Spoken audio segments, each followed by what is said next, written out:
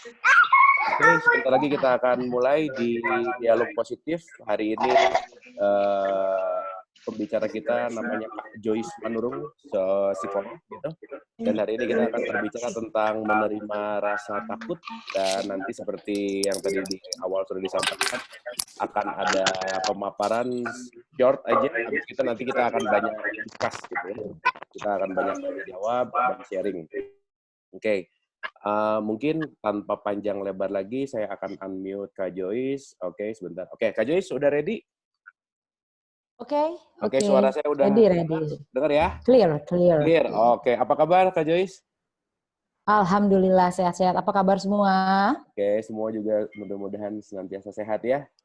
Unmute ya mereka ya. Mereka unmute, jadi kalau mau jawab iya, tangannya gini aja gitu ya. Apa Nanti kabar bisa semua? bisa di chat juga ya, nanti masih masuk, bisa lihat di chat ya.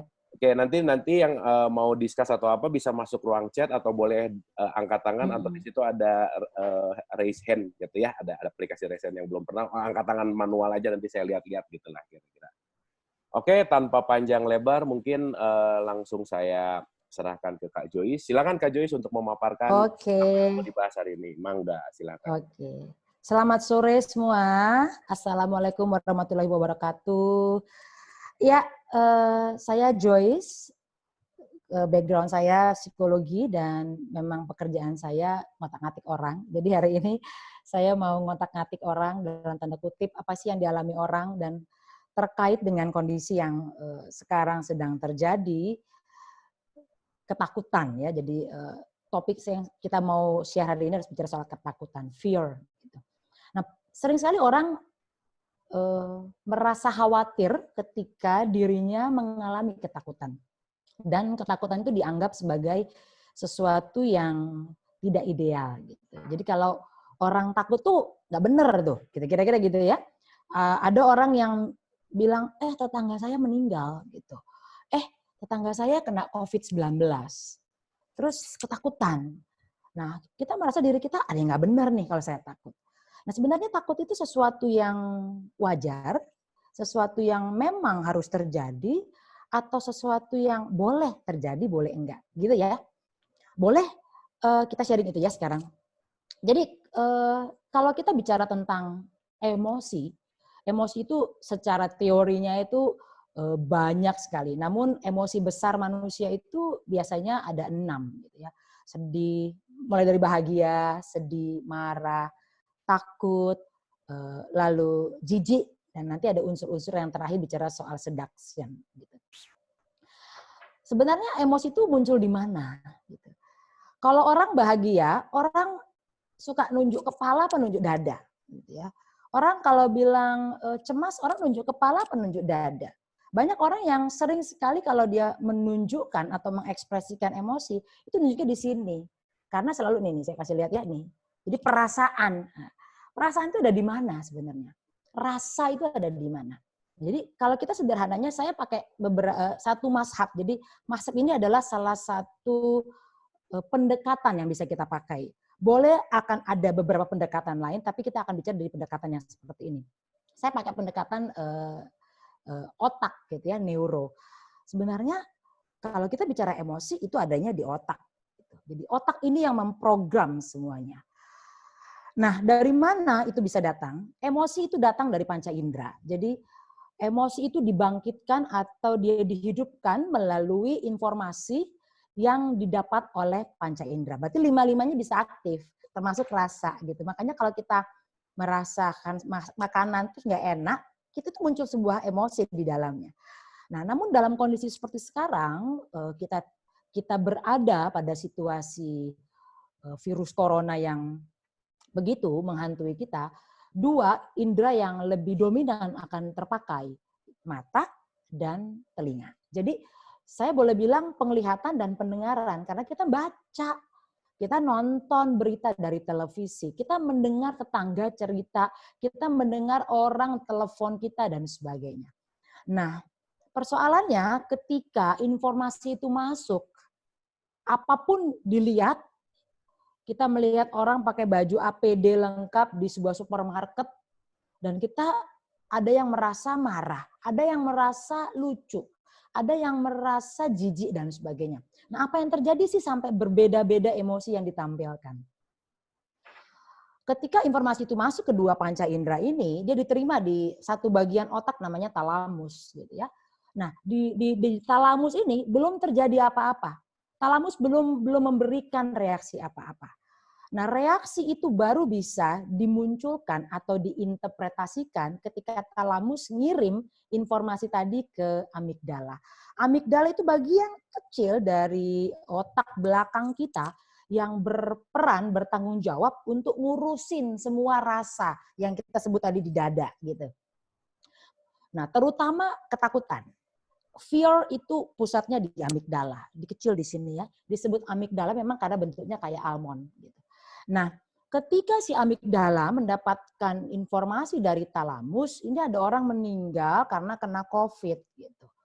Amigdala harus menginterpretasikan informasi ini mengancam atau enggak.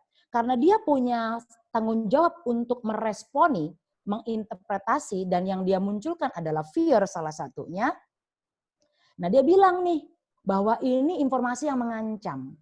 Karena itu mengancam, dia harus memberikan sinyal kepada hipotalamus. Ini temannya lain lagi, bagian otak lain. Dia bilang, lu jaga-jaga. Dengan cara apa? Hipotalamus harus memberikan atau menginstruksikan kelenjar adrenal menghasilkan hormon lain. Gitu ya. Nah, mulai deh proses ini terjadi. Takut yang kita rasakan itu kita sebut takut ketika hipotalamus nyuruh kelenjar adrenal menghasilkan hormon pertama namanya adrenalin. Kita semua tahu adrenalin. Orang kalau mau lari butuh adrenalin gitu ya. Orang mau sidang sarjana butuh adrenalin. Nah, semua itu diproses oleh si kelenjar adrenal. Ketika dia menghasilkan adrenalin ini masuk ke aliran darah kita. Itulah yang membuat tekanan darah naik. Detak jantung meningkat. Makanya kalau orang bilang takut, dia duduk gitu. Kok gue jadi jantungnya jadi nggak bisa teratur ya, gitu ya. Kemudian degup jantung ya. Jadi sehingga nafas kita seringkali nggak bisa teratur. Makanya sering sekali kalau orang definisinya takut, dia sering ngos-ngosan dan engap gitu. Itu muncul dari situ. Nah, tekanan darah ini meningkat. Itu juga berhubungan dengan gula darah nanti meningkat gitu. Gula darah meningkat berarti dia harus menghasilkan glukosa.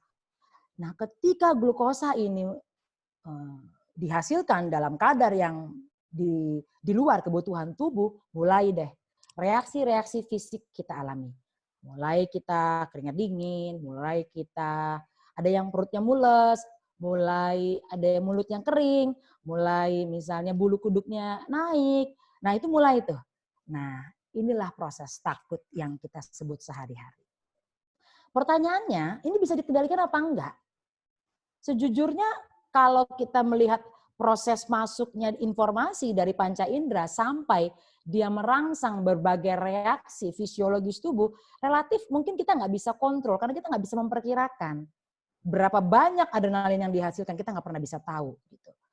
Nah, namun kita bisa tanda kutip mengendalikan informasi apa yang harus dimasukkan supaya si amigdala yang tadi berfungsi untuk meresponi takut dan menginterpretasikan informasi tidak berlebihan bereaksi. Karena nanti ketika amigdala ini bereaksi menghasilkan respon takut, si cemas pun mulai muncul. Jadi takut sama cemas ini gandengan tangan, dia barengan datangnya. Selama dalam kondisi yang proporsional, artinya wajar. Kalau kita melihat di televisi, tetangga kita kena COVID, terus dia meninggal, takut adalah respon yang natural, gitu ya, wajar. Dan sesuatu yang justru diharapkan dari tubuh memunculkan reaksi itu. Kenapa? Secara naluriah, insting manusia itu kan ada dua, ada death instinct, ada life instinct.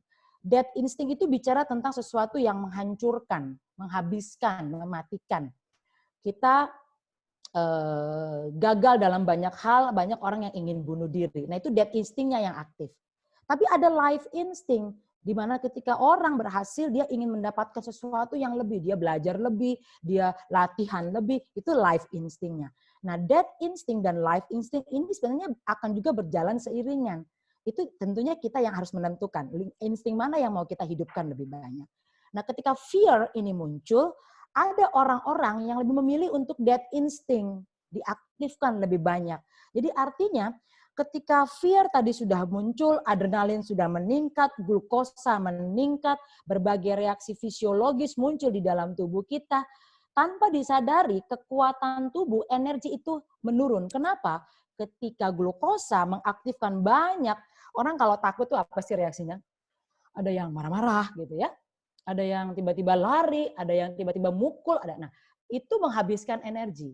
Nah, energi habis, dia nggak punya lagi cadangan untuk melakukan hal-hal yang bisa mereduksi fear-nya. Jadi itu poin pertama yang kita perlu tahu. Jadi kalau fear ini tidak kita sadari menghabiskan energi, lama-lama kita akan low energy. Makanya banyak orang yang awalnya sehat fisik ya, dia olahragawan misalnya, atau dia rajin olahraga deh sederhananya begitu, dan dia nggak punya penyakit apa-apa, tapi ketika fear-nya menguasai atau amigdala bekerja secara berlebihan, menginterpretasikan fear, yang awalnya energinya itu enak dipakai, sekarang jadi nggak bisa ngapa-ngapain. Bahkan ada orang yang saya pernah punya satu klien yang lemes aja, ngapa-ngapain itu nggak bisa, bawaannya nggak berenergi, kira-kira begitu. Jadi poin pertama, fear itu bisa menghabiskan energi. Nah, yang kedua, apakah fear itu dibutuhkan oleh tubuh atau dibutuhkan nggak dalam kehidupan? Ketika amigdala memberikan sinyal bahwa informasi itu menakutkan, informasi itu membahayakan, mengancam, sebenarnya kita punya sebuah pilihan untuk mengambil sikap gitu ya. Karena hipotalamus kan ngasih kita kelebihan glukosa. Jadi sebenarnya sebuah tindakan bisa kita pilih. Kita bisa membangkitkan sebuah pilihan. Kalau fear itu kita maknakan sebagai sesuatu yang mengancam dan kita anggap sebagai sebuah trouble, masalah, mau tidak mau kita akan terperangkap di perasaan tidak berdaya. Karena dia problem. Tapi ketika amigdala memahami fear itu sebagai sesuatu yang mengancam, namun kita memilih menempatkan fear sebagai sebuah opportunity, kesempatan. Kita tidak akan terperangkap dalam fear. Apa bentuk konkretnya? Kita tahu tadi tetangga kita kena COVID dan meninggal. Itu mengancam, yes. Kemungkinan saya kena COVID, iya. Tapi ada opportunity bahwa saya bisa mengusahakan diri kita untuk tidak kena COVID. Itu opportunity. Jadi artinya fear yang tadi masih ada, masih. Tapi dia tidak membuat kita terperangkap untuk kita tidak berdaya, low energy. Tapi justru kita mengaktifkan glukosa tadi, melakukan berbagai hal. Nyiapin mungkin sanitizer, nyiapin disinfektan, cuci tangan lebih dari 5 kali, 20 kali per hari. Itu opportunity. Jadi sebenarnya fear itu bisa diubah bentuknya oleh kita. Dan memang mekanisme otak ini kan sangat, buat saya sangat kompleks. Jadi kalau saya mengatakan seperti ini pun, setiap orang akan punya mekanisme yang berbeda nanti memahami ini ya. Tapi paling tidak itulah cara kerja otak. Nah, ketika opportunity diambil, ini sebenarnya tahap pertama yang bisa dilakukan untuk conquering fear. Jadi boleh dikatakan bahwa fear ini sesuatu hal yang positif untuk tubuh, untuk diri kita. Karena tanpa fear, seseorang tidak akan mungkin waspada. Tanpa fear, seseorang tidak akan mungkin bisa berjaga-jaga. Alert bahasanya. Jadi kalau orang justru menghilangkan fear, dia nggak punya rasa takut, justru dia nggak punya kewaspadaan, justru dia nggak punya sikap berjaga-jaga, justru dia nggak bisa alert dengan situasi. Jadi poin kedua yang saya mau katakan bahwa fear itu punya atau sesuatu yang penting untuk kita miliki. Dan dia akan terus dipakai untuk membangkitkan waspada dan sikap jaga-jaga. Bahkan ada research yang mengatakan ketika orang mengulangi ketakutan yang sama, sebenarnya sumber ketakutannya bisa dia reduksi, bisa dia kurangi. Nanti kita akan bicara lebih lanjut. Ya, itu poin yang kedua. Poin yang ketiga, jadi saya mau katakan bahwa setiap orang harus melalui fase fear. Jadi kita harus ada di dalam fase fear. Kenapa? Karena itu proses yang akan natural muncul di otak. Jadi kalau kita bicara bahwa saya nggak mau ketemu sama fear, saya nggak mau takut, saya nggak mau berada dalam ketakutan, ya nggak bisa juga. Karena dia akan terus ada. Jadi secara alamiah kita harus bisa admit bahasa saya harus mengakui bahwa saya harus bertemu dengan si ketakutan. Saya harus bersahabat dengan si ketakutan. Mungkin itu akan tahap akhirnya. Tapi paling enggak saya harus ketemu dulu nih, saya harus punya teman namanya ketakutan. Jadi poin ketiga, ketakutan adalah teman kita. Gitu. Itu poin ketiga. Nah, yang berikutnya, apakah ketakutan ini bisa menjadi satu hal yang merusak diri kita? Fear tadi saya bilang bergandengan tangan sama cemas ya. Jadi kemanapun dia pergi dia ada si cemas ini. Cemas ini tidak selalu muncul ketika fear, tapi cemas bisa muncul ketika kita mengalami happiness. Makanya ada happiness anxiety namanya. Jadi orang happy mau menikah itu bisa anxious, bisa cemas. Orang happy mau dapat promosi naik jabatan itu juga bisa cemas. Jadi cemas itu akan terus juga ada. Nah, tinggal kita bisa melihat seberapa besar proporsinya. Selama cemas dan si fear ini terus bergandengan tangan dalam proporsi yang wajar, dalam artian wajar itu saya sebut dia tidak mengganggu perilaku yang biasa. Jadi misalnya kalau kita biasa bangun pagi, kita sholat, atau bangun pagi kita baca Alkitab, bangun pagi kita nonton TV, itu perilaku yang umum kita lakukan. Nah sekarang misalnya karena ada fear atau cemas yang lebih dari kadar sebiasanya dan tidak saya sebut lagi proporsional, yang biasanya bangun pagi sekarang kita langsung ketakutan, ya terus lihat sekitar, tutup jendela gitu ya, cuci tangan berkali-kali. Nah, ini fear yang sudah mulai merusak diri kita. Fear yang sudah tidak lagi sehat untuk diri kita. Jadi intinya selama si cemas tadi masih saya sebut proporsional untuk mendampingi fear, pertahankan. Karena jika cemas tadi itu berlebihan kadarnya, atau fear tadi juga akhirnya melonjak kadar glukosa kita gara-gara dia, kita akan bisa mengalami namanya gangguan kecemasan.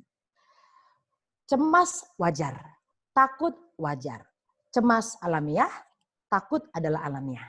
Cemas itu teman kita, takut adalah teman kita. Di 3 poin ini menjadi hal yang harus kita admit, kita akui. Jadi acceptance takut adalah memahami 3 konteks itu. Nah kalau nanti pada akhirnya di proses-proses selanjutnya, ketika kita melihat, oh ternyata corona ini nggak jadi lebih baik kondisinya. Corona jadi lebih buruk. Mungkin nggak kita bereaksi berlebihan? Boleh jadi. Dan itu sangat natural terjadi. Jadi teman-teman dan saya mungkin akan mengalami hal yang sama. Apalagi mungkin ada orang-orang terdekat kita yang juga mengalami kondisi itu. Fear yang tadi kita anggap wajar, fear yang kita anggap normal, fear yang kita anggap teman kita, nggak lagi jadi teman kita. Karena dia sudah berlebihan. Nah teman-teman, gangguan kecemasan mulai muncul, ada beberapa indikasi, ini sederhana. Pertama yang muncul adalah gelisah yang tidak terkendali. Jadi kita nggak kenapa-kenapa, nggak nonton TV, nggak lihat IG, nggak lihat WA, kita tetap gelisah. Bahkan kita lihat album pernikahan gitu, nonton video anak kita ulang tahun, tetap kita gelisah. Itu sudah mulai muncul gangguan kecemasan. Yang kedua, adanya misalnya gangguan tidur. Gangguan tidur ini boleh beberapa kategori ya. Tidur yang waktunya biasanya normal 6 jam sampai 8, sekarang cuma sejam. Tidur yang saya maksud adalah rapid eye movement, jadi lihat lelap gitu ya. Nah, ada orang-orang yang nggak bisa tidur lelap, jadi sepanjang malam dia badannya tidur, kita bilang, tapi kepalanya mikir. Nah, itu nggak tidur namanya. Nah, itu akan salah satu indikasi gangguan kecemasan. Atau kita mulai lihat ada perubahan dari kebiasaan, gitu ya.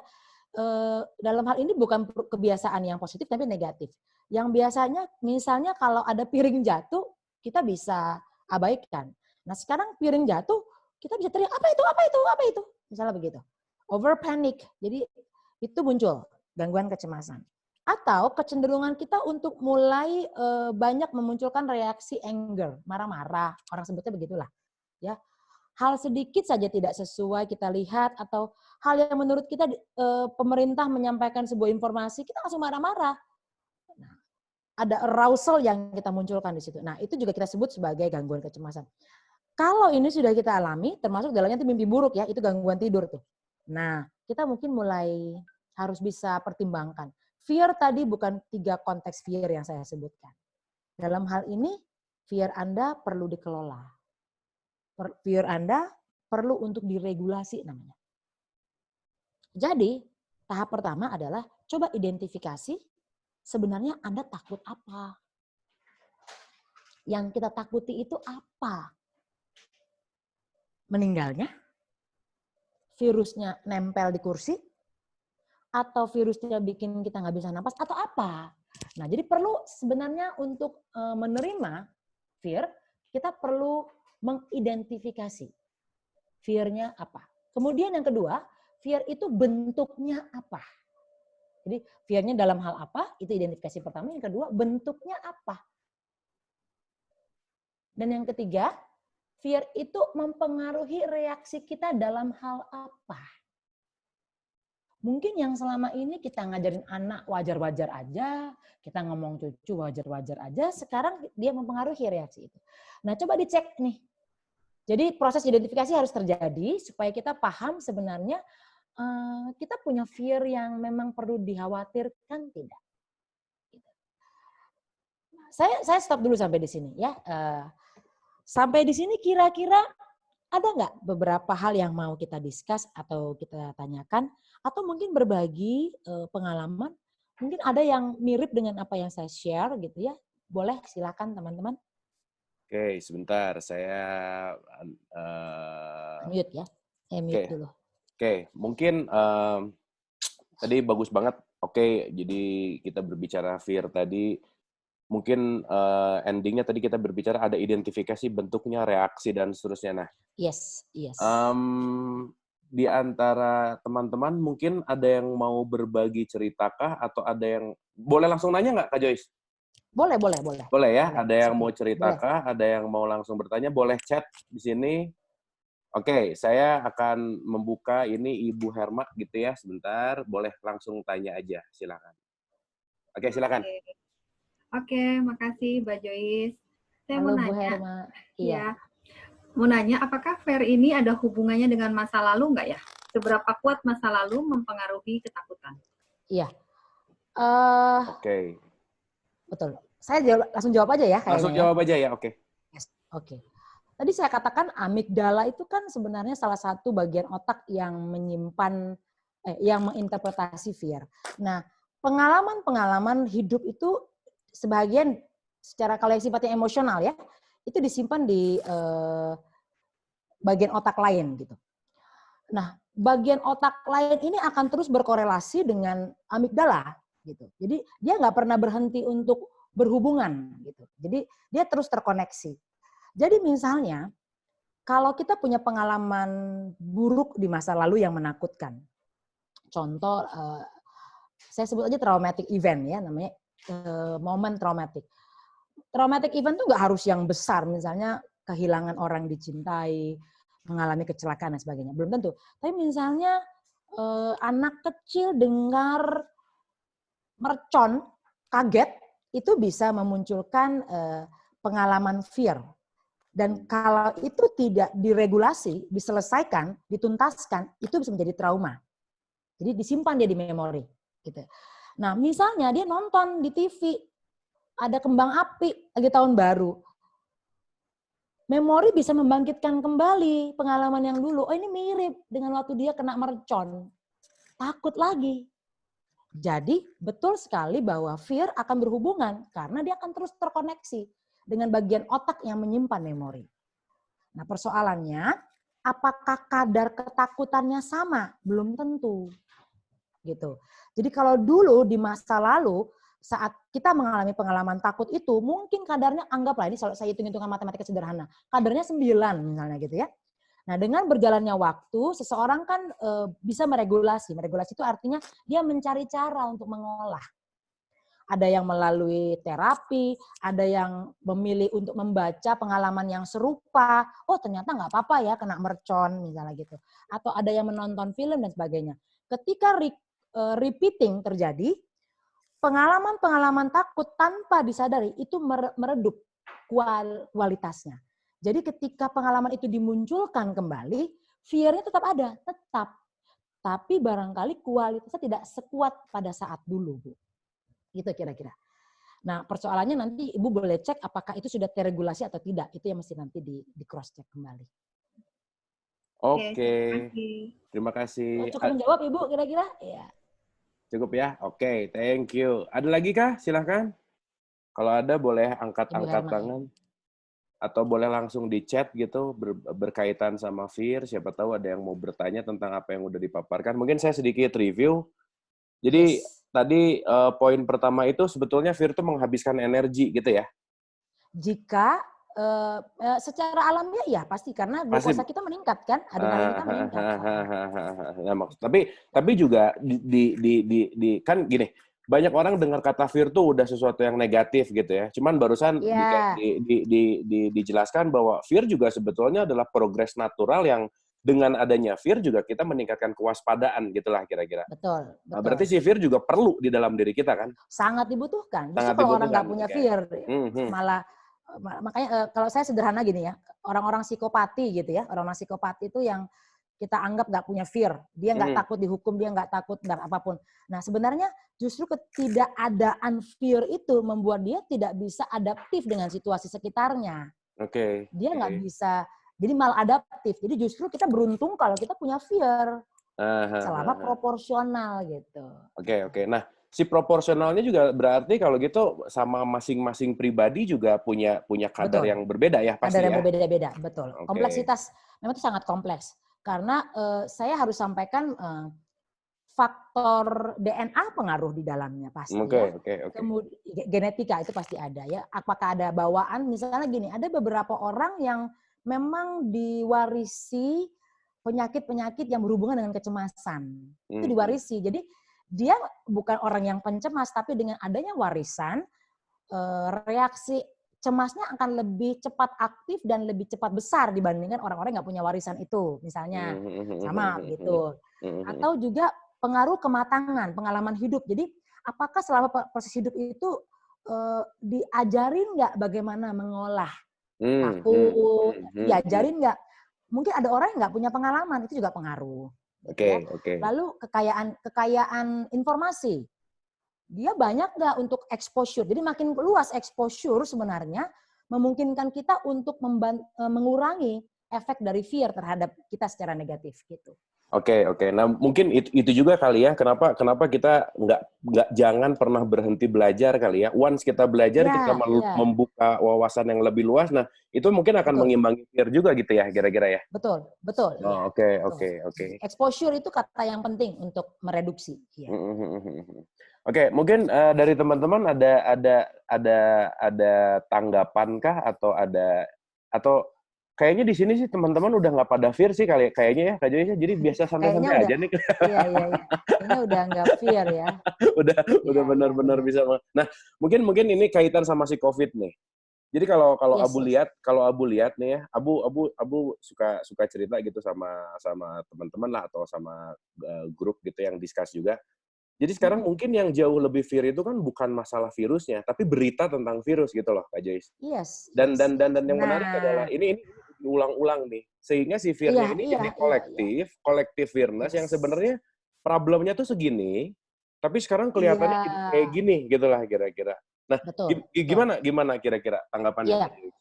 Tadi saya katakan bahwa otak itu menerima informasi fear kan dari indera. Mata dan telinga.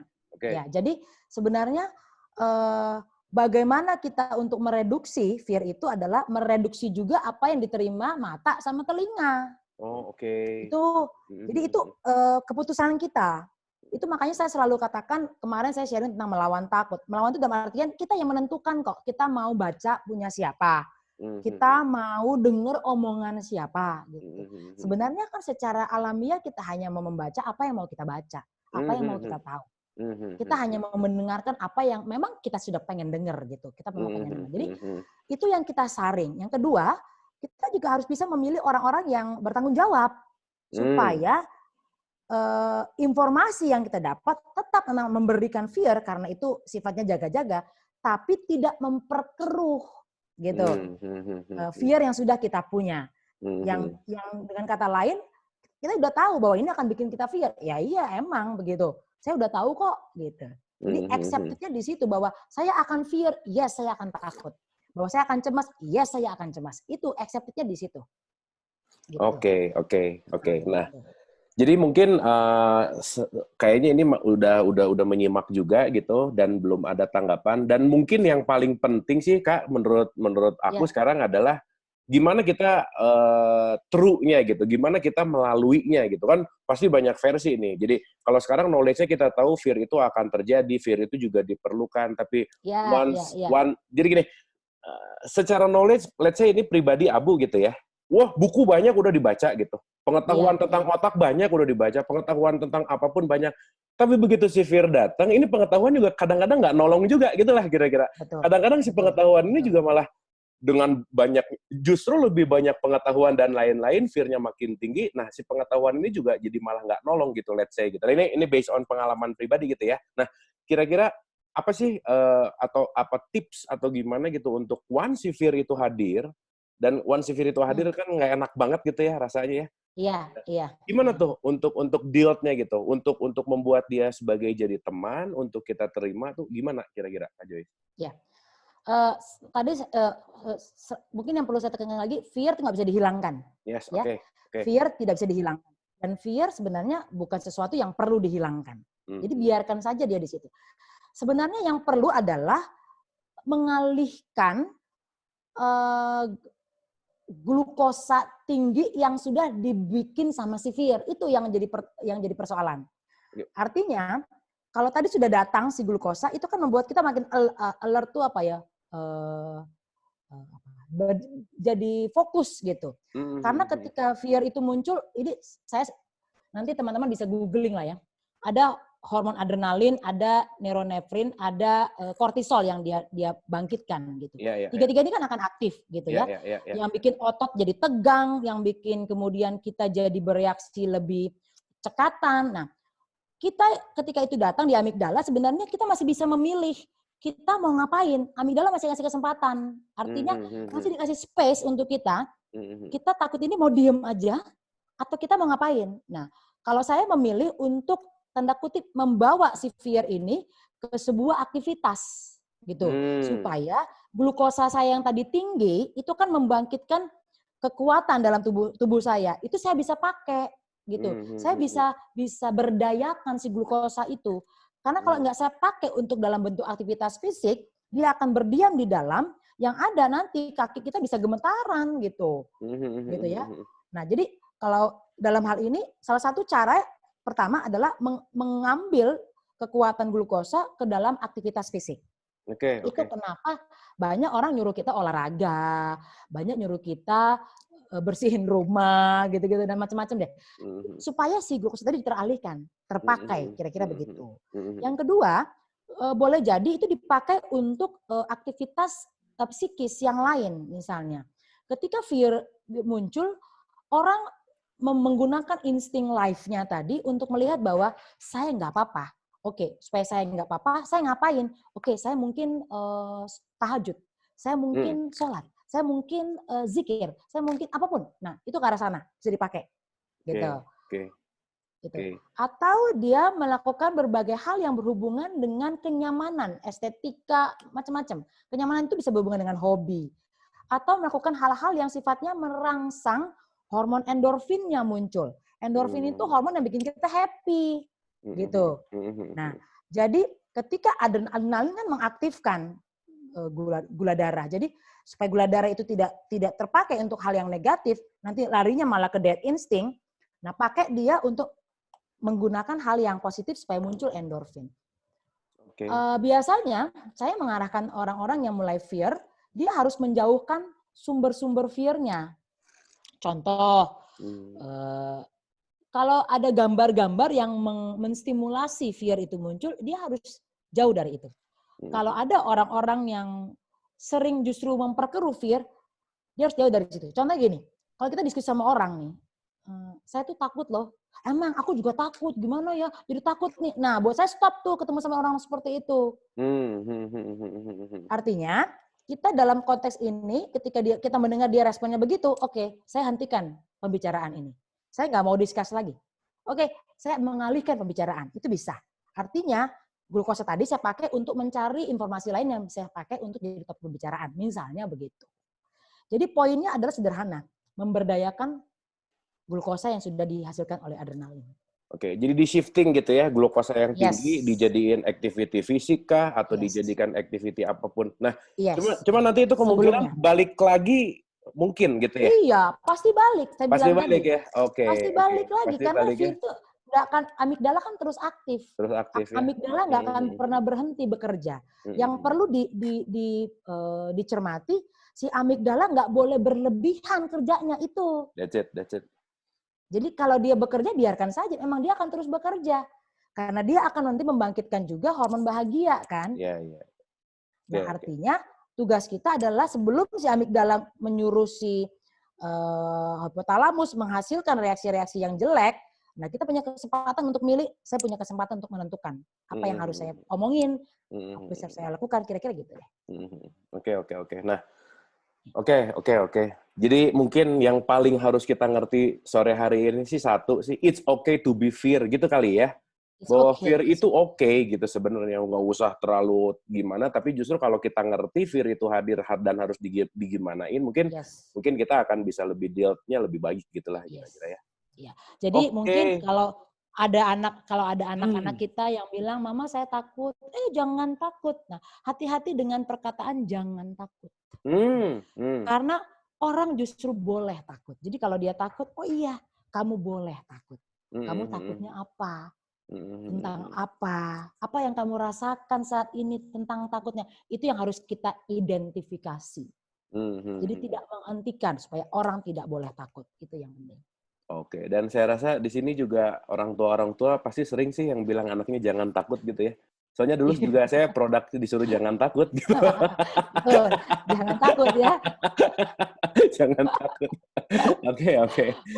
Tapi kan jangan takut sama penakut beda ya, itu beda. Beda. Oke.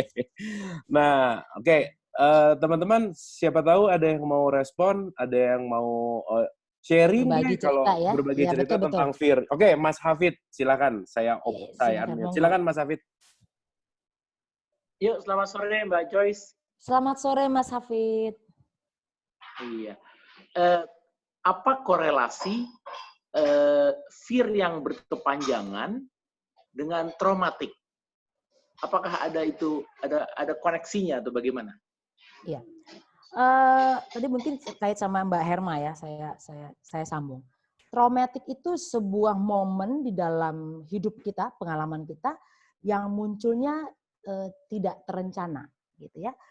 Dan itu adalah sebuah hasil. Trauma itu adalah sebuah hasil dari ketidakmampuan kita menyelesaikan efek-efek yang disebabkan oleh kejadian tertentu. Nah, secara umum trauma itu sesuatu yang natural dialami setiap orang. Persoalannya apakah trauma itu diselesaikan atau tidak, gitu.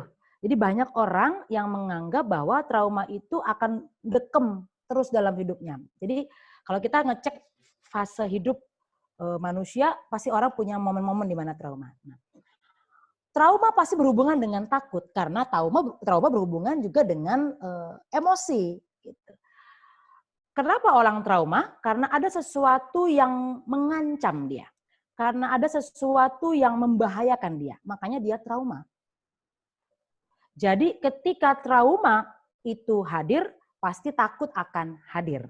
Jadi sumber takut salah satunya boleh jadi kita sebut sebagai kejadian yang memunculkan trauma. Jadi fear itu ada namanya sumbernya. Kalau di stres namanya stresor gitu ya. Nah, salah satu sumber takut adalah kejadian yang memunculkan trauma. Jadi kalau trauma ini berkepanjangan, pastinya dia akan memunculkan takut yang berkepanjangan. Jadi mungkin nggak terbalik gitu Mas Hafid. Jadi bukan takut yang berkepanjangan memunculkan trauma berkepanjangan. Jadi agak dibalik. Justru trauma yang berkepanjangan dia akan memunculkan takut yang berkepanjangan gitu. Karena dia akan selalu menyertai si trauma. Jadi intinya sebenarnya untuk menyelesaikan takut yang berkepanjangan ini, traumanya yang harus diselesaikan. Traumanya yang harus disikapi, gitu kira-kira. Jadi coba cari tahu dulu source-nya apa? Kejadian apa yang memicu atau yang menghasilkan trauma ini? Nah, kejadian ini nanti akan diinterpretasikan kembali ke kejadian sekarang, mana kejadian yang mirip-mirip dengan kejadian yang dulu, supaya si takut yang sekarang muncul itu bisa kita identifikasi di mana kejadian yang memunculkan rasa takut. Kira-kira begitu. Oke, Mas Hafid, Let's silakan. gampang aja lah, gampang aja gigit anjing gitu loh, digigit anjing. Iya. Iya. Jadi kan Gigit takut sama anjing dia berkepanjangan. Betul. Karena sampai sekarang traumanya nggak diselesaikan gitu. Jadi ada satu proses dalam psikoterapi namanya desensitifikasi. Jadi desensitisasi namanya. Sederhananya gini, kalau orang takut takut anjing karena pernah digigit anjing, supaya dia nggak takut anjing, kira-kira diapain? Nah, untuk mengurangi rasa takut ini, dia harus kembali, tadi saya bilang ada repeating fear. Dia harus dikembalikan lagi ke kejadian yang mirip dengan itu, namun dengan intensitas yang berbeda. Jadi sederhananya, pertama dikasih dulu gambar anjing. Nah, fear, tetap fear. Muncul nggak traumanya? Tetap muncul. Tapi tidak sebesar dia waktu dia ketemu anjing kan. Nah, setelah dia oke dengan gambar anjing, dikasih misalnya anjing-anjingan, boneka anjing. Masih lihat dari jauh tuh. Muncul nggak fear? Tetap muncul fear. Tapi nggak sebesar fear ketika dia ketemu anjing beneran. Lalu ketika itu, dikasih nih boneka anjing lebih besar, disuruh ngelus bulunya. Fear, tetap fear. Tapi sebesar itu enggak juga. Nah, tanpa dia sadari, dari proses melihat gambar anjing, melihat boneka anjing, mengelus boneka anjing, sampai meluk boneka anjing, sampai nanti akhirnya dipertemukan dengan anjing beneran, tetap fear nggak? Tetap fear. Tapi repeating fear ini secara tidak disadari itu mengurangi, mereduksi kadar fear-nya. Nah, ini yang saya sebut tadi meregulasi, menyikapi trauma. Jadi traumanya diselesaikan dengan cara tadi. Apakah fear-nya lihat anjing hilang? Enggak, tetap ada fear lihat anjing. Tapi kadarnya enggak sebesar ketika dia dulu digigit anjing. Kira-kira begitu. Nah, gitu kira-kira Mas Hafid prosesnya. Siap. Thank you. Thank you Kang Abu, thank you Mbak Joyce. Oke. Ngomongin digigit anjing, aku dulu juga memang pernah punya fear. Sama, dan memang sekitar berapa tahun ya, dari SD sampai kuliah S1 nggak mau deket anjing juga. Tapi memang tadi sih bener banget gitu, pelan-pelan. Sekarang sih jadi enggak sih. Benar. Iya. Berarti healingnya memang perlu waktu banget ya, Kak Joyce ya? Oh iya, kalau trauma ya, kalau fear itu disebabkan oleh trauma, artinya sumbernya dari trauma. Itu memang butuh waktu. Dan nggak bisa misalnya orang langsung dihadapkan pada sumber traumanya. Jadi banyak orang yang bilang begini, orang misalnya pernah tenggelam di laut, terus dia nggak pernah mau ke pantai lagi. Alah, laut ini ayo dong, malah dia diceburin ke laut. Itu justru memperberat traumanya gitu. Karena sebenarnya proses ini bukan proses yang diharapkan. Jadi fear yang real dihadapkan pada dia dan itu membuat duplikasi pada fear-nya. Jadi mungkin kita perlu hati-hati juga kalau kita memilih cara-cara yang sifatnya bisa kok, gampang kok, langsung. Itu mungkin perlu pertimbangan lah. Gitu ya. Oke. Wah, seru banget nih. Oke, ini udah 16.59 sih. Mungkin terakhir ada, kalau nggak ada lagi mungkin Kak Joyce, kita bisa minta tips nggak untuk saya? Mungkin short-nya kan ini kita lagi COVID nih. Fearness lagi tinggi gitu. Short-nya kita untuk menghadapi COVID, tapi long-nya sih sebenarnya untuk ya for the next gitu ya. For the next after ini juga kita perlu juga untuk how deal-nya gitu. Maksudnya tips singkat yang once si fear itu hadir, apa sih yang harus kita lakukan untuk back to balance gitu? Apa sih kira-kira gitu? Ya, kata pertama admit it. Ya, terima aja. Artinya admit itu dalam bahasanya mungkin terima ya. Artinya bahwa saya takut. Hindari untuk menjadi denial, hindari untuk menyangkal. Nggak mungkin. terima aja bahwa saya takut. Dan Hmm. yang kedua, tipsnya adalah pakai efek dari takut itu untuk sesuatu yang produktif, tidak tidak destruktif. Jadi sesuatu yang produktif dan konstruktif dan tidak destruktif. Jadi apa itu yang produktif dan konstruktif? Sesuatu yang punya dampak positif. Tadi saya sudah banyak kasih contoh ya, hal-hal positif. Saya kemarin sharing bahwa hal produktif dan konstruktif yang mungkin dilakukan kalau teman-teman takut, coba banyak menulis. Kayak Abu ini berhasil kan bikin itu ya, banyak menulis. Karena itu bisa meregulasi fear.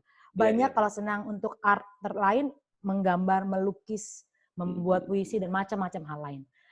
Termasuk memasak misalnya gitu. Dan yang ketiga, fear itu harus bersahabat dengan kita. Jadi kita akan terus mengalami fear. Artinya jangan pernah takut menghadapi takut. Karena takut adalah teman kita, itu intinya. Itu keren sih, jangan pernah takut menghadapi takut gitu ya. Yes, betul. Takut pasti ada, tapi jangan takut juga ya.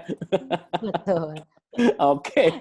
That's our friend. Oke, itu teman kita. Oke, teman-teman Dialog Positif, nggak kerasa 17.02, jadi hari ini mungkin boleh acungkan jempol dulu untuk narasumber kita hari ini, Kak Joyce. Sama-sama, terima kasih. Keren banget, luar biasa banget. Kita dapat pelajaran yang sangat berharga tentang ini. Oke, jadi mungkin kalau nggak ada pertanyaan lagi, kita akhiri dulu. Dan besok jam 7 malam kita akan sama live lagi belajar. Nanti infonya bisa di grup Dialog Positif atau bisa di Instagram saya atau bisa di Facebook. Nanti kita akan berbagi. Pokoknya di menghadapi COVID ini tetap positif, kita tetap sama-sama bisa dengan bersama menyebarkan energi positif juga kita akan bisa melalui ini dengan lebih baik lagi gitulah. Ya, betul, itu saya setuju. Sip ya. Terima kasih Kak Joyce, terima kasih semuanya. Tepuk tangan. Oke, kita smile dulu, kita foto dulu sebentar, kita foto dulu. Bisa foto, kita foto ya. Kita foto sebentar. Ambil angle dong ya. Kita ambil angle dulu semuanya. Tampakkan wajah yang paling ceria gitu ya, karena udah tahu kita ceria dengan fearness kita. Oke. 3, 2, smile. Sekali lagi, sebentar. 3, 2, sebentar. Ya, smile. Oke, nanti akan tayang di majalah, belum tahu majalahnya apa, dilihat-lihat dulu ya, habis ini kita lihat majalahnya. Oke. Trubus ya. Trubus. Oke, terima kasih semuanya, sampai ketemu besok jam 7 malam. Terima kasih, sehat semua dan selalu senantiasa bahagia. Terima kasih.